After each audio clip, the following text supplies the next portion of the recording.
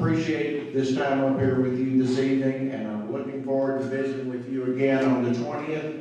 And thank you so much, and God bless America.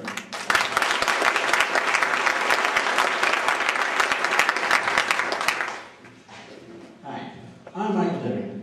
Obviously not a politician. I'm not looking to start a career in politics. I jumped into this trying to save my country. And even if I don't end up being the nominee for the CD7, I've got 5 questions that I'm hoping these guys will take to heart and that you'll hold them to. These are 5 questions that I came up with about 8-9 months ago when I jumped into this. I thought, well, gee, what am I looking for a congressional job description? Obviously, the people in Washington are an early example to follow.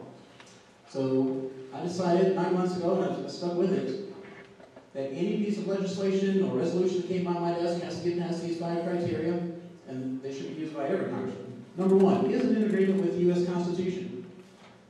And if the answer is no, then it's automatically a no vote. And I love what Mike was saying about the enumerated powers. I read about that on downsizedbc.org. They have some good ideas. Even if there's some law about children and puppies, well, we've got to check the Constitution against that. I love children, I love puppies, but if it's law the Constitution doesn't allow, it's a no vote. Number 2, who would profit if this law passed? That kind of hints to my suspicions about the compact fluorescent bulbs. Number 3, have lawmakers been given time to read the bill before voting? Well, yeah, the health care.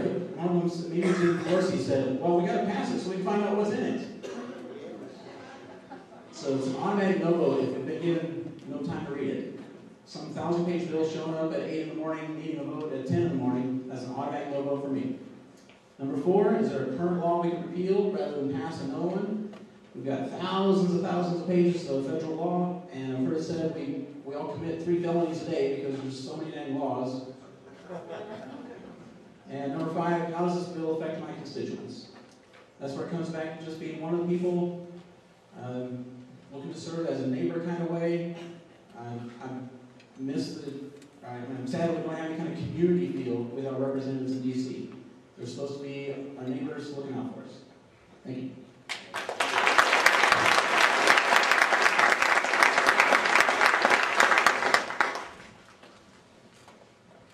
I'm going to use a little business analogy.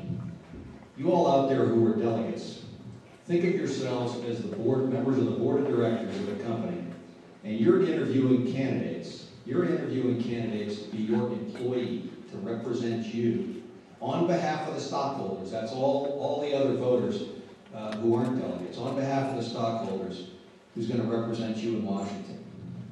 And I'd ask you to think of times when you've been in an employment situation and you interviewed somebody, and you hear what they have to say. And we've all gotten pretty good at telling you what you want to hear.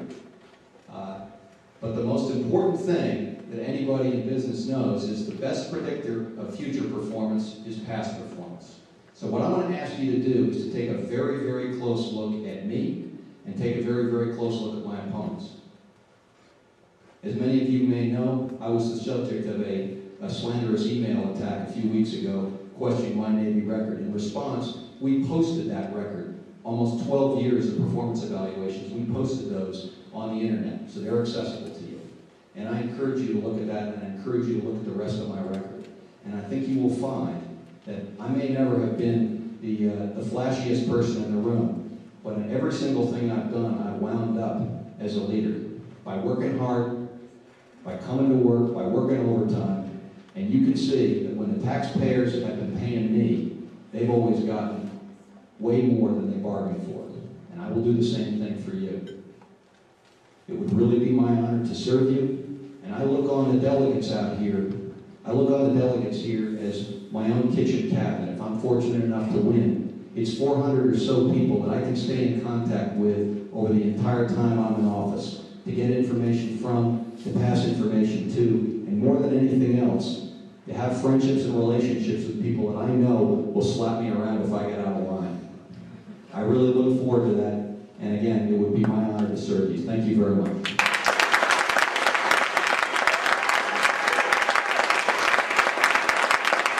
I want to thank the School of Mines for hosting us here today, for all you delegates and everyone for showing up. I think throughout this race today, I've been called some of everything. Everything from a politician to the guy who doesn't show up. I've been kicked around and knocked around, but I tell you what, the story of my life, I've had to fight for everything I've ever got. My mom raised three boys, working 2 jobs.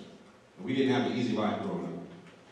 And quite frankly, statistically, I'm not supposed to be here today. But I am.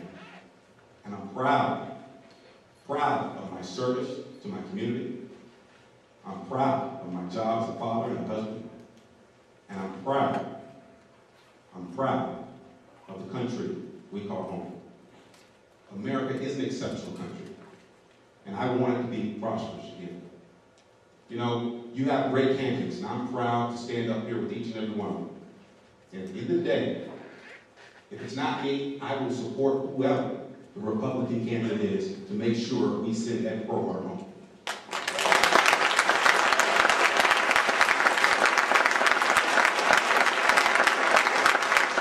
But if it is me, if you grace me with your support, and I will be honored, I will work my butt off to not only win this race, but to represent you, to make myself accountable and available. You all know, I've knocked on your doors, I've showed up on your doorsteps, I've talked to you on the phone. I've made myself available as I have always done.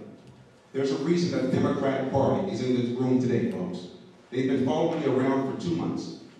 And like some of my Republican counterparts, they are pulling my records down at Aurora City Council.